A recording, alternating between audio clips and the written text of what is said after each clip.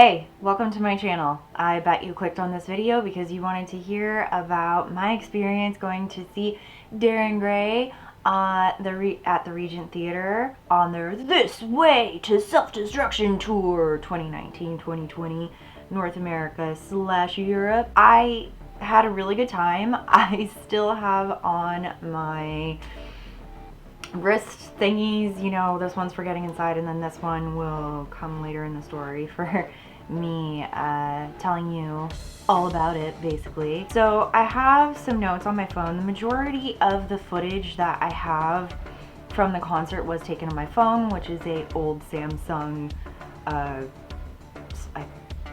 Galaxy 7, I believe, and doesn't get the greatest footage, but hey, it's my phone and that's what I had on me. I didn't want to bring in a camera.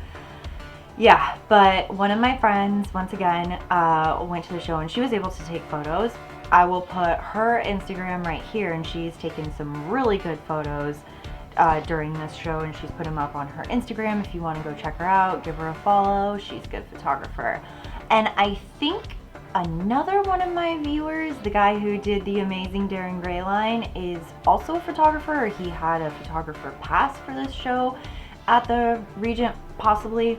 I don't know, I could be making that up and telling lies, but from what I can infer from his stories and stuff, we drove up to LA kind of early in comparison to most other shows because I knew that people were going to be getting there and waiting in line for the majority of the day because it's been a couple of years since Darren Gray has performed in America. So I knew there was going to be a decent crowd of people showing up to this show.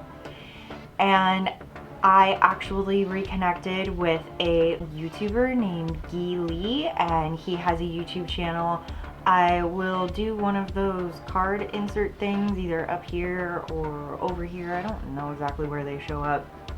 But to his channel, he used to be on here creating Darren Gray content. Now he has his own more personal channel. I believe videography is a real passion of his from what I can remember. But we actually met in line at the Wiltern in 2007 for J-Rock Revolution Night 2.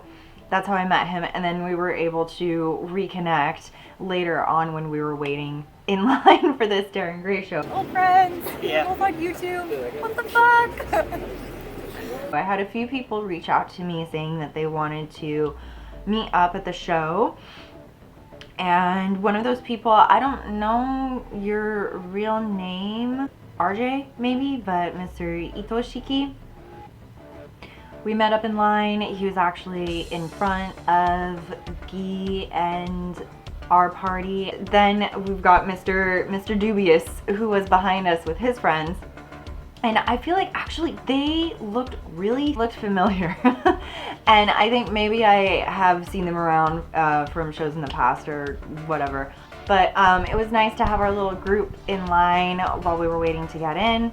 And actually getting in was really quick. When we were in line, we heard that there was supposed to be an opening band, but then once we got in, I was actually really happy that it was just Darren Gray.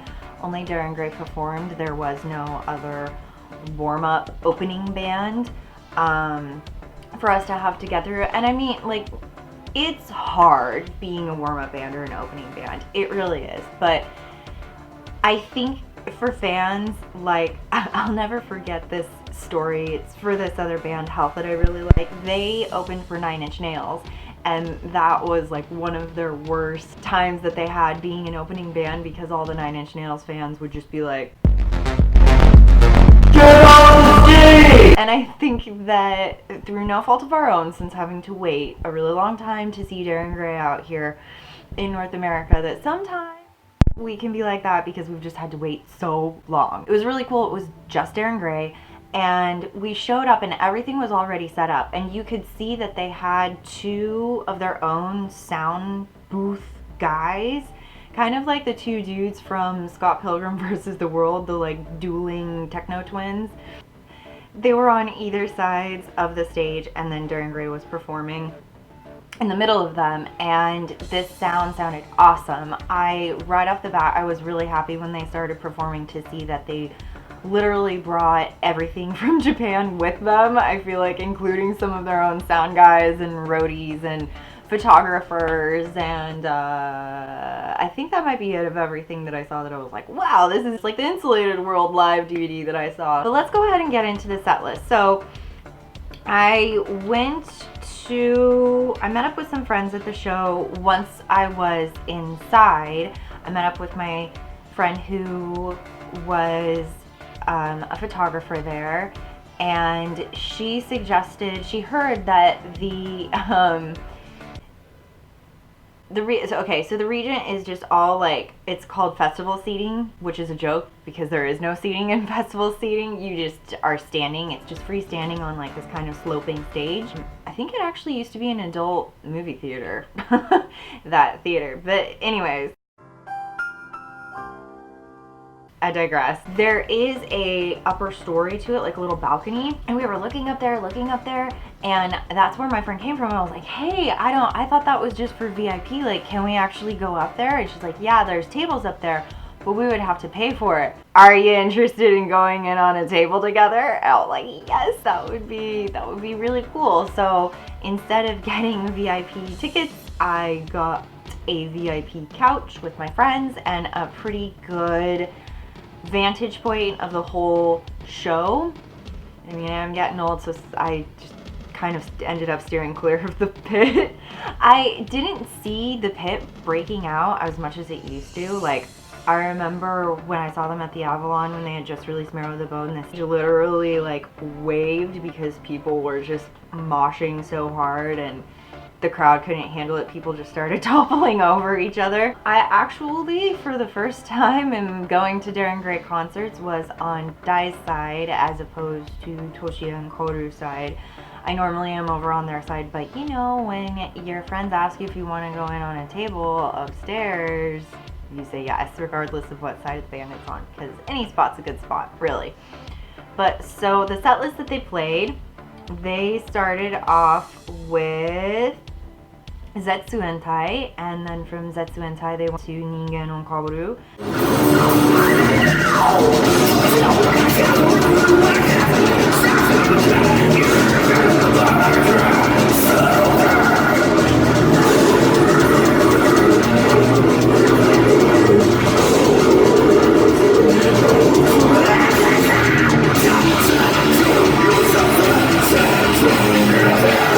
Then they played Rubbish Heap, Keibetsu,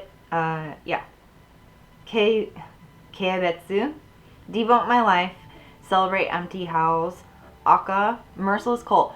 The whole venue went apeshit when they played Merciless Cult. Like, the guys behind me in line, I asked them, like, how was it when Merciless Cult started playing? And they said a few pits broke out, and yeah, that everyone just basically went crazy. So that honestly was my favorite song out of the entire set. I was most happy to hear that. After Merciless Cult, they played Downfall, Values of Madness. After Values of Madness, they played Keigaku no Yoku.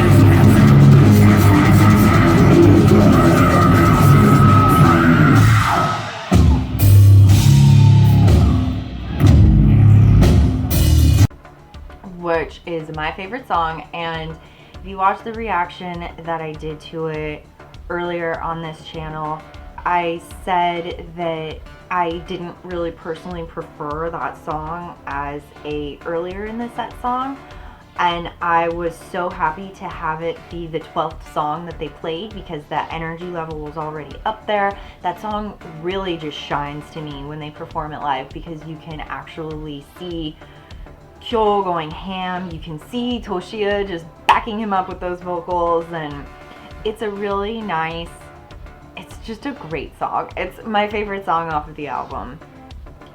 So I was really happy to hear that song and see that song performed live, and also have it be later in the set when the energy level was just like peak, especially after like Merciless Cult. I feel like that's another good song to go into because the energy is just up there. After Keigaku no Yoku, they played Ranunculus, and after Ranunculus, they played World of Mercy.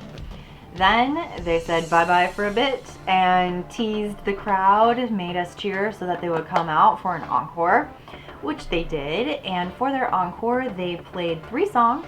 They played Followers, Sustain the Untruth, and then they ended off their set with Utafuni.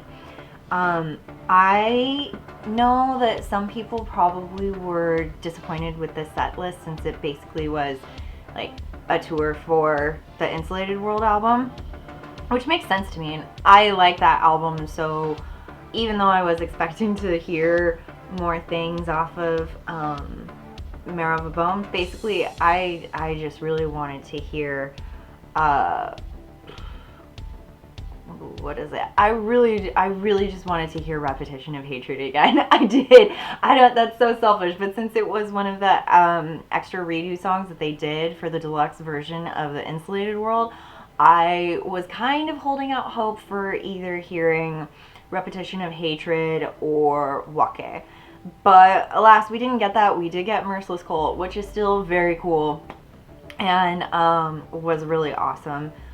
Before we went into the actual venue to get our spots to watch the show, oh, and that's what this extra smiley face thing is. It's for the VIP couch that we paid for, which wasn't a part of the package. That was just our joke that we had, was the couch was our VIP couch just because the view was so fucking great. So during the set list, there were some standout performance moments. I forget during which song.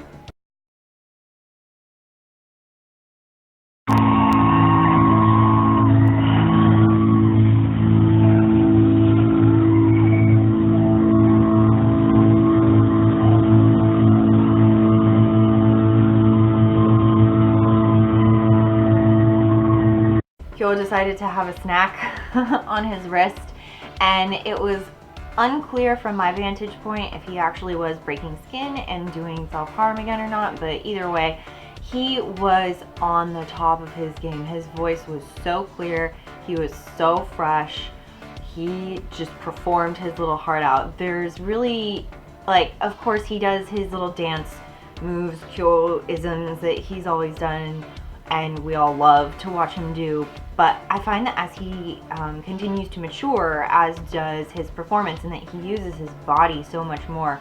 When he was younger, he used to just like rock out and be all in your face, but now as he gets older, he's actually like dancing, moving to the music, and he has like these whole little, he's always liked to be what I call Prophet Kyo and stand on top of the box and like command all of this energy. But during Ranunculus and World of Mercy, he really did a lot of like acting out, and I've seen him do this in the past, but acting out like the a noose with the microphone cable and us like pulling it out. It was this whole like interesting performance art like moment that he was giving us, and it was really great. Once again, his voice was on fucking point. It was so good. I didn't hear it break once, and it was amazing.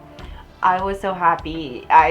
My friends would look at me and I'd just like be a little girl like, ah, whenever Toshiya would come up to the front or when he was doing the backing vocals and all of that. It was just made my little heart so happy to see all of them performing.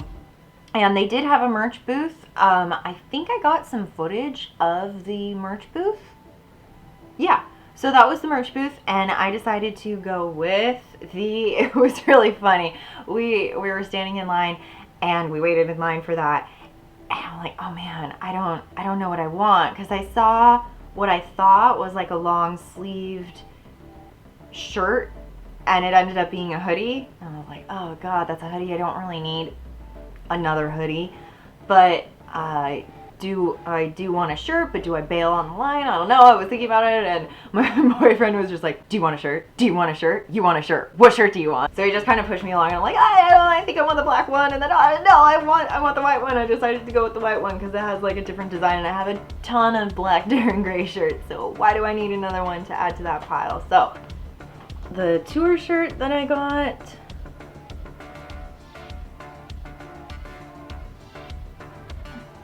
and it has tour dates on the back. But yeah, so I was very happy during the entire show. They played a great set list. I can understand why some other fans might have been a little disappointed if they were hoping for some older stuff. I know that some people I talked to were, well, I was hoping to hear Repetition of Hatred. I thought realistically that's what we were gonna get, but I always hold out hope in my heart that we will get to hear something off of Kiso, since that album is just so old but so good. I know that some people I talked to were hoping that they would play Audrey, Yolkon. The guys behind me wanted them to play Zakuro, which I was like, I don't think we're ever gonna get them to play Zakuro in America, but who knows? Maybe we will one day, once upon a time. After the concert, we just went outside and kind of met up with some people, talked, hung out. At that point, I honestly kind of wasn't feeling that good. I think I probably didn't have enough water. I was able to make it through the show, but I wasn't feeling too good. So we decided to split and go and just get something to eat real quick and be complete nerds, total weebs, and hang out in Little Tokyo for a bit, which is so freaking pretty since it's all set up for Christmas. And yeah, we just were stupid kids once again, hanging out in Little Tokyo, doing shit, hanging out, you know. It was really fun. It was a really great show. But I think that's gonna do it for this video. And that is everything that happened at the Darren Gray show at the Regent Theater in LA as far as my experience is concerned. And if you were at the show, and I wasn't able to meet up with everyone, but if you see me, like, don't be afraid to say hi, because it might take me a while to, you know, put together who you are or everything, but I don't know, just please don't just like stare at me like this, because the more you just stare at me like this, I'm going to think that you hate me and you want me to go away. But yeah, so if you see me around at shows and stuff, don't be afraid to say hi. I think it's really cool talking with people, finding out what shows they've gone to in the past, what other music you all like. I just think it's a really cool community, and it tends to have a lot of the same faces in it, so it's like going home to a nice little family sometimes. So if I met you at the show, thank you so much for being nice to me and talking to me and being my friend. If you were at the show and want to tell me about your experience, I would love to hear about it in the comments. If you were going to see them at any of the other shows on their North American tour, please come back to this video and tell me how your concert experience was. If you did the VIP, please tell me all about it. Send me your photos with the band. I would love to see it all. I would love to hear about your experience going to the Darren Gray shows. Alright, I'll catch you in my next video, whatever it is. Bye.